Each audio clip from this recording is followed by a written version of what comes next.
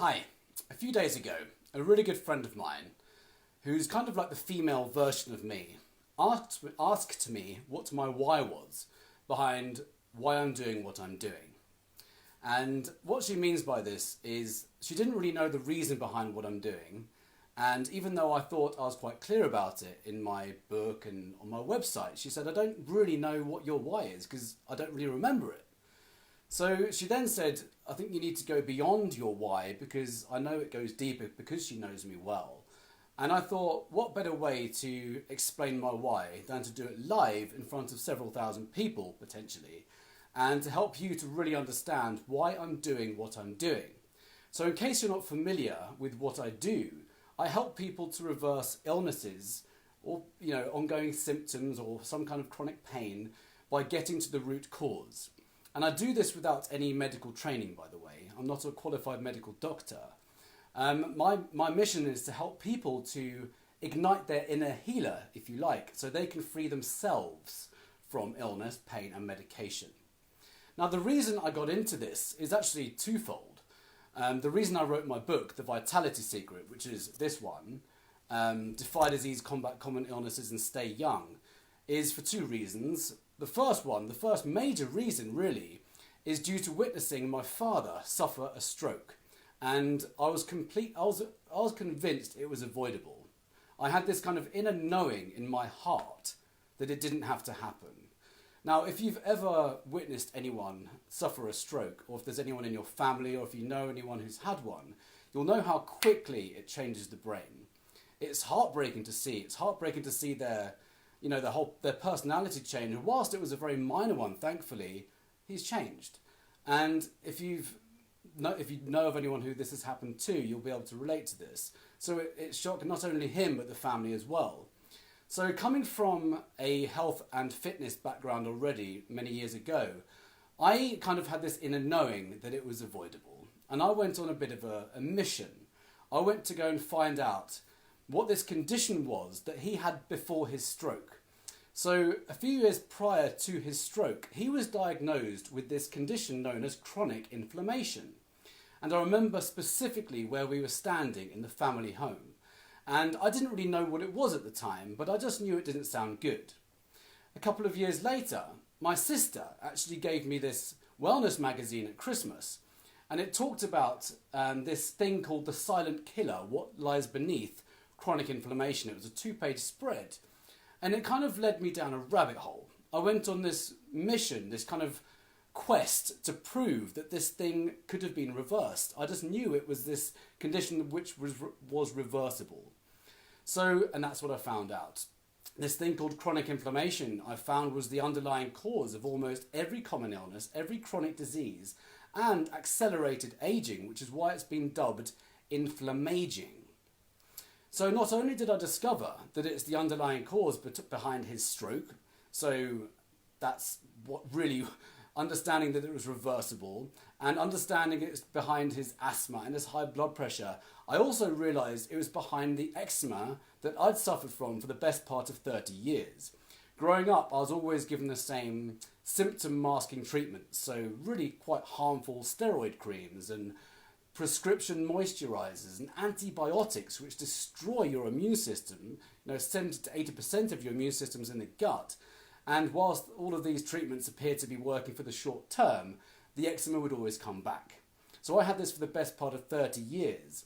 And I actually got curious about the treatment I was receiving from my doctor in my mid-teens. I remember being sat there opposite the doctor when I was about 15 or so, and I had this crazy eczema flare-up. And he examined me, and he went back to sit at his computer, and he looked at me and he said, "Are you allergic to penicillin?" I said, "What's that?" He said, it's antibiotics. I said, I don't think so.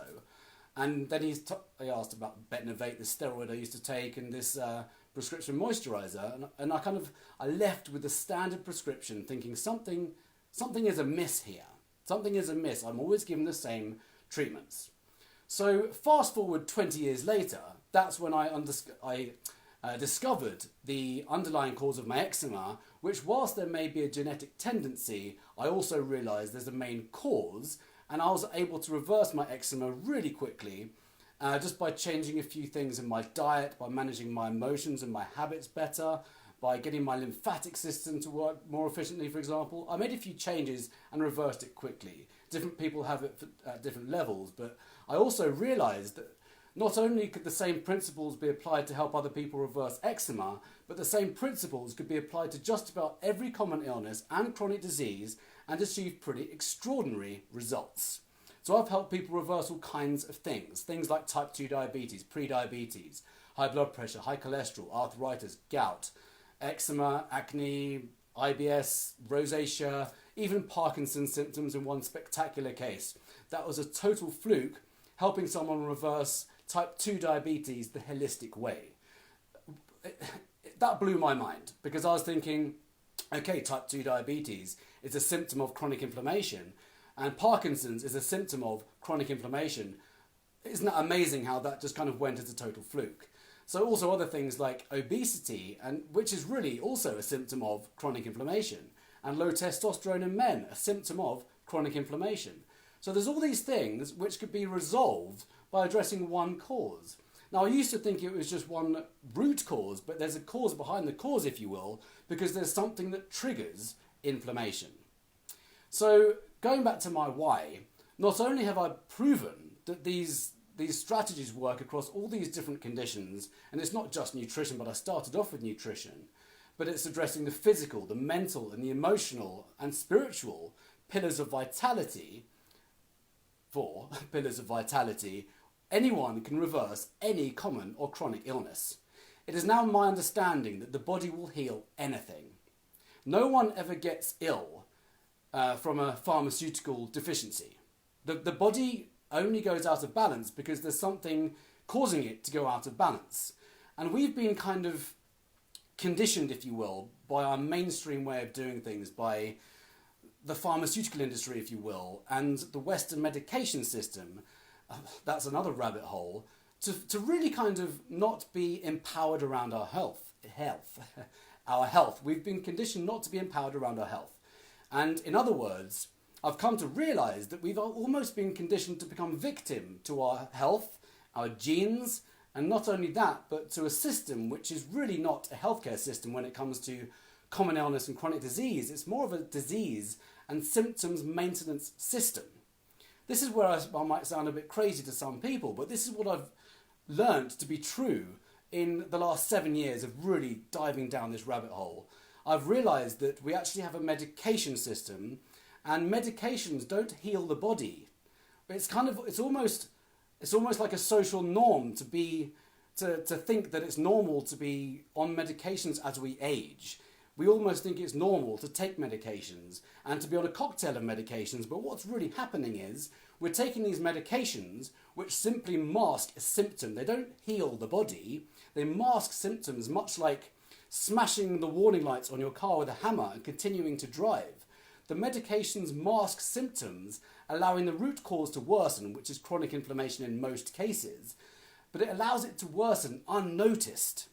So not only are you masking the symptom of the root cause or the underlying cause, but also the drugs, all drugs come with side effects, and many drugs create side effects for which another drug is then prescribed, hence the pill for a pill society in which we live. That's why we think it's a social norm to be on drugs as we age, but I am absolutely convinced it's only a social norm. It's not a biological norm to be on a cocktail of medications as we age. And who do we ever know who takes medications and then is healed? The medications don't heal the body from the inside out. So it is now my firm belief that the body's ability to heal without pharmaceutical drugs is greater than Western medicine has ever allowed us to believe, and the body can heal anything. So people I have discovered over the last 4 or 5 years since helping people reverse these conditions, there are so many people who are completely unnecessarily suffering just because they have forgotten or they are not aware of their body's ability to heal itself. The human body, I've learned, is an immensely powerful self-healing machine. It's always striving for balance. It's striving to heal all the time. It's just our job to figure out what's standing in the way of it healing. And it could be what we're consuming at the very basic level. There's so much stuff in our food supply, stuff that shouldn't be called food, in our grocery stores or in supermarket shelves, which is actually toxic. It's causing toxicity in the body. What's inflammation? Inflammation in its simplest form on a systemic level is your immune system protecting you from foreign or alien invaders. It's like something enters your body doesn't recognize it, and it goes into a state of defense. It's a very healthy immune response. But when it happens again and again and again and again and again, that's when it turns into a chronic situation. That's when your body is presenting symptoms to you to say, hey, Neil, or whatever your name is, your body's out of balance. You're doing something that's causing toxicity, which is causing this inflammatory effect. Talking about toxicity, most forms of cancer are actually chronic inflammatory health conditions. And I think the more minor conditions might just be giving us an indication to check in with ourselves and see what we might be doing to cause this imbalance. So nothing further or more serious develops down the road, like most forms of cancer or cardiovascular disease or heart attacks and strokes. You know, all of these things I believe now are avoidable for the most part when we really start to take note of what the symptoms are trying to tell us. So my biggest mission now, my huge why, is to help people to ignite their inner healer so they can free themselves from all these, from ongoing symptoms, from illness, from pain, from medication, from side effects of medication, because they do cause harm and they cause deterioration of the body. So I want people to stop suffering. So that's my main why, if you will. If I go a why, like a step behind the why, like one level deeper, I'm on a huge mission to play my part to completely disrupt Western medication as it is. Admittedly, we must understand where it is useful. In emergencies, phenomenal, so cool. But when it comes to common illness and chronic disease, it's ineffective. And I really want to play my part in the whole, along with other people in the holistic space, to disrupt this thing. And the why behind the why is I've gone crazy on the whole cancer thing. I want to completely redefine cancer so people don't suffer completely unnecessarily because of how the Western medication system is designed. That sounds really controversial, but when you really look into cancer, look into books like Radical Remission, watch the Truth About Cancer series, watch Tripping Over the Truth. There are so many brilliant books now written about cancer, about what it really is, and it's not what the mainstream leads us to believe that it is in the majority of cases. So we have so much power. We know about the science of epigenetics now. We understand that it's the environment in the body that signals the genes. The genes play very little role in whether we get sick or not, or well or not. It's the environment that we keep in the body which determines whether or not we're going to be well or sick.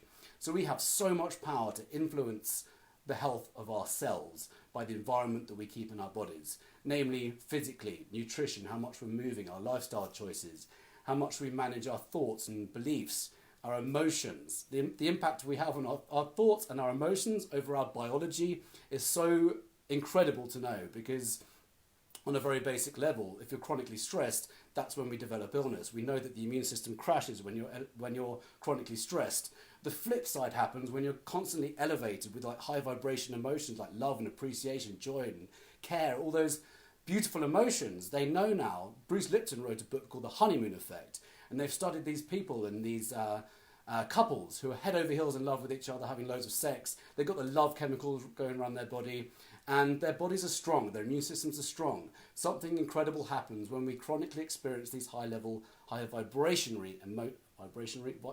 vibrational emotions. So there's so much cool stuff that's happening, and the latest science is showing how immaculately designed the human body is to heal itself.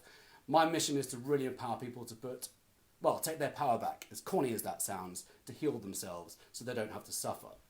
You know the analogy of the Matrix? I just have to read you out something very quickly. So, you know the idea of the red pill and the blue pill? There is different ways of living, in my opinion. So I'm going to read you out something from Wikipedia, this really valuable site. So I'm going to talk about what the red pill and the blue pill means, because I think we have a choice in life. We can take the red pill or we can take the blue pill.